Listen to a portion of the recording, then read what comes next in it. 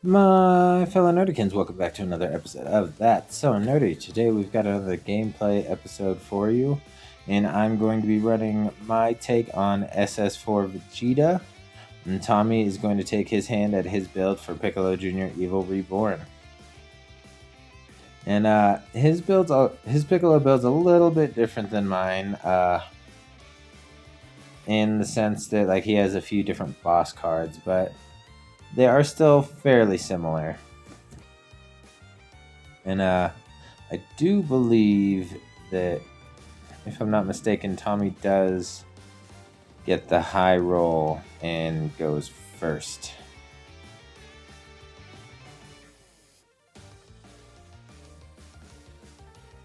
So it looks like I kept one, and so did Tommy. We both sent 5 back.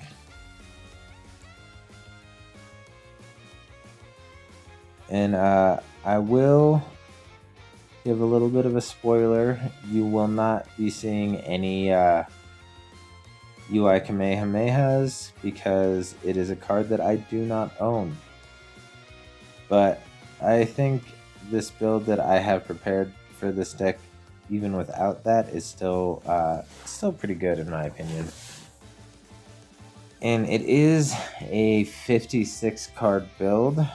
There are a couple cards that I could cut, but I'm not sure how sure I am about wanting to cut them, because this deck does function pretty well even though it is on the higher end. And here I actually make the first misplay of the game because I Sensu Bean and don't restand the energy with its ability. So I mean, it doesn't really make that much of a difference, but it's a stupid play on my part. And I mean, it is what it is. I think there may be 1 or 2 more misplays during the game between the two of us, but for the most part, we did pretty well on playing our cards right. Goes ahead and plays out the Demigra Unison.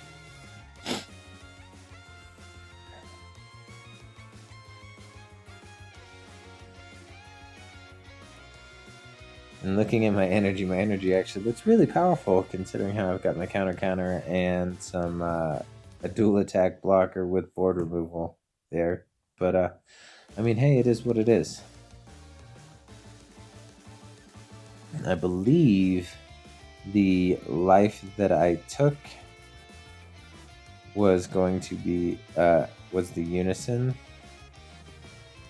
So here I Realm of the Gods, and I actually the draw was for the leader swing. It wasn't for the Realm of the Gods attack.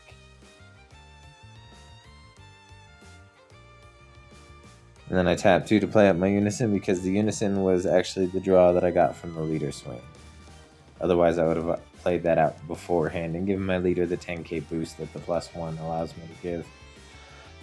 While this Unison has been errated, I still think it is fairly decent in this deck because of the fact that it makes your leaders 25k threat, 20 on the front side, 25k on the back side, and on the back side he's essentially a dual attacker without actually having the keyword of dual attack, so that's also really nice.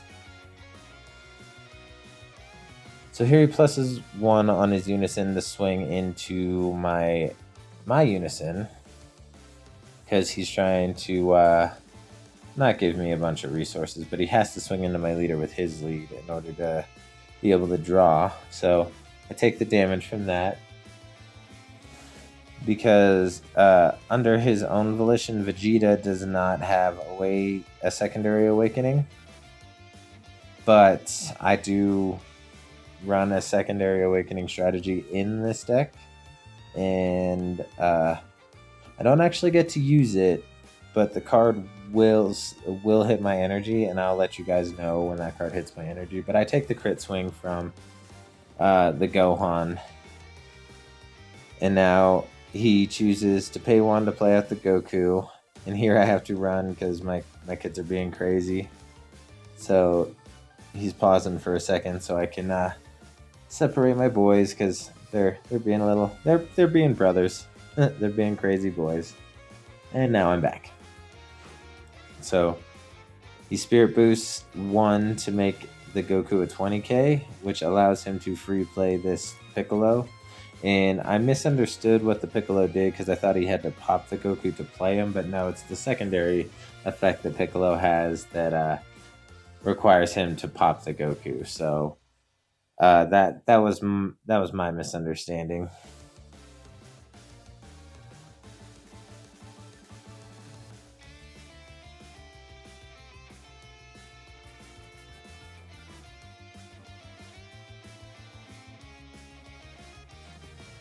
And here my boys are being crazy again. I have to jump up real quick. So he swings for the 20 single. And I believe, yes, because I am at 5 life, I choose the super combo and I bring the Kappa back to my hand. Because I'm thinking about board removal and I'm thinking about having that dual attack blocker out there. And I play the Kale since typically you don't want to play Kale until you have 7 energy, which I'm still technically a couple turns away from with Vegeta. And then I super combo again. And I bring the God Sealing Technique back to my hand. And then throw down a Miraculous Transformation as my energy. And then he goes ahead and swings in with the Piccolo.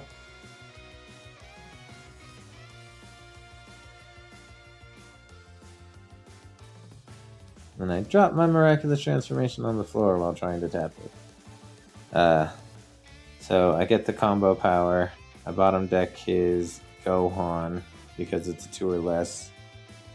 And then I take the damage from the swing. Which does get me an Awakening Edge. Now I believe, since I am in Awakening range, yep, there's my secondary Awakening card right there. It's a card called Result of Training, and it allows me to tap 5 energy for it to awaken, and then I untap 4 energy.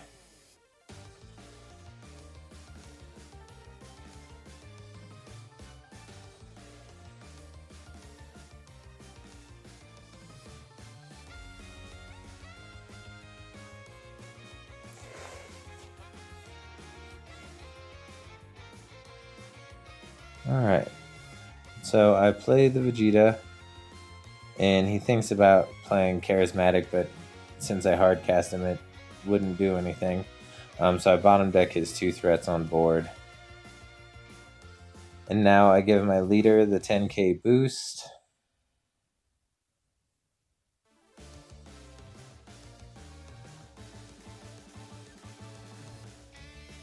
Then I swing in with lead for 25k at his leader.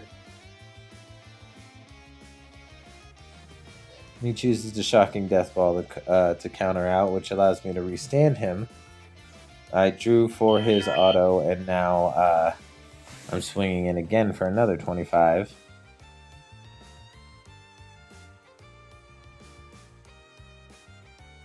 And he takes the life, so I ramp the energy.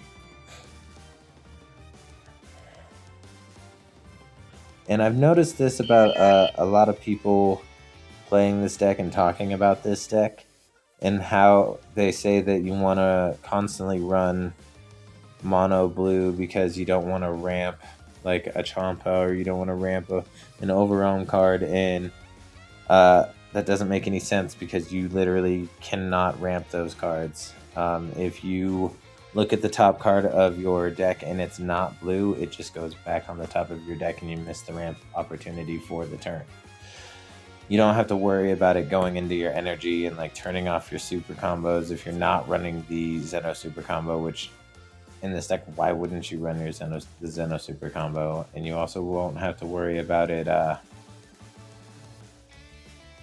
you won't have to worry about it ramping away your overwhelms and having to use the super combo to get it back, because you don't ramp those cards. I've seen it in a bunch of people's deck profiles and during their games, and I'm like, dude, you guys, this deck has been around for so long. How are you making this mistake? But rant over. So I swing in for another the second 20k attack with the Vegeta, since it is a dual attacker.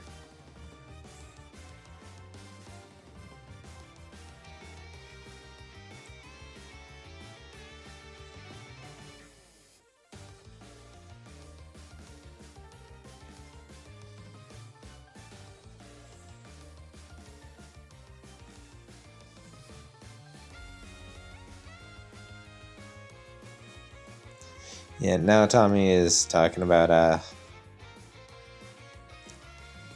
how much he really wished he would have been paying attention, because he wasn't paying attention especially to the fact that this was a dual attacker. So like he could have used the dormant that he's flashed in his hand a couple times. That guy right there, yeah. Could have used him and like saved himself some damage, but I mean, it is what it is. That's why I'm constantly telling him to like make sure he's reading his cards, and like not just his cards, but like paying attention to what's going on board, because if you're only paying attention to what you have, then it's really easy to walk into a trap.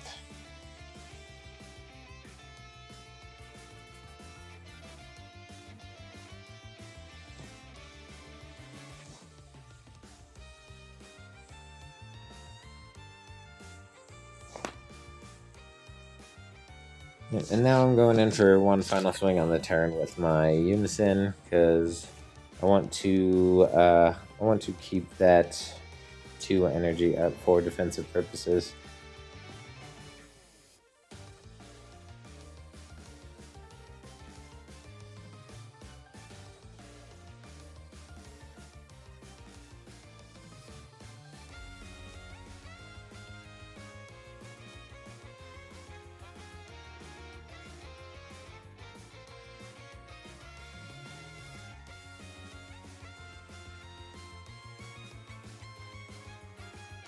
Now he's looking at his hand and realizing that he doesn't really have any offensive plays that he can make. He has a bunch of defensive cards in his hand, and then an Overrealm that he doesn't have access to. He does have Surprise Attack Frieza, as you can see there, but in order to be able to play it out for free, he needs to be able to KO one of my battle cards, which he wants to play out something first so we can utilize untapping 2 energy with the Leader's Awaken, but he is having a little bit of trouble being able to pull that off, because like I said, he doesn't have any offensive plays. So here he is going to awaken.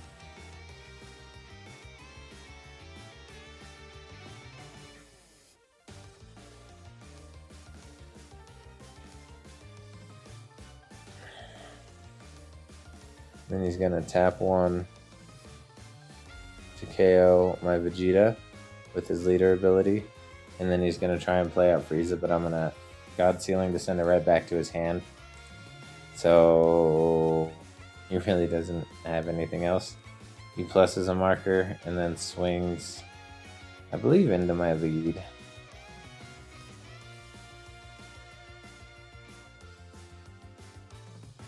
Then I Senzu Bean, bring back Miraculous Transformation.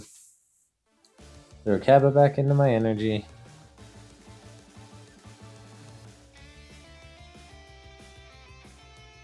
Now he's talking about how if he would have realized that was dual attack and dormanted, how it would have been so much different. And I mean, that is possible, but that's the risk you take when you hold on to things that are meant to shut down your opponent's turn.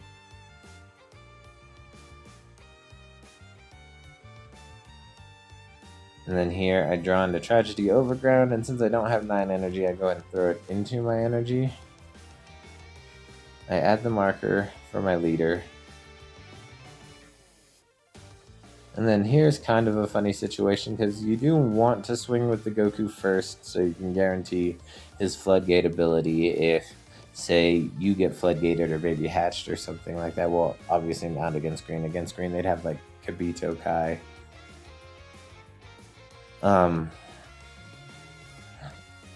So you can see my struggle here. I'm debating between the Goku and the leader, so I just go ahead and go with the Goku. And he decides to try and counter it. And dormant, and I just counter, and he throws it because he's like, you know what, that's it. There's not, yeah, and you can see that there's nothing that he can do. So I went ahead and I drew the card, but you know, it is what it is. If you like this video, go ahead and like, comment, and subscribe. Really push that bell to be notified anytime we post. Y'all just have a good night and stay nerdy.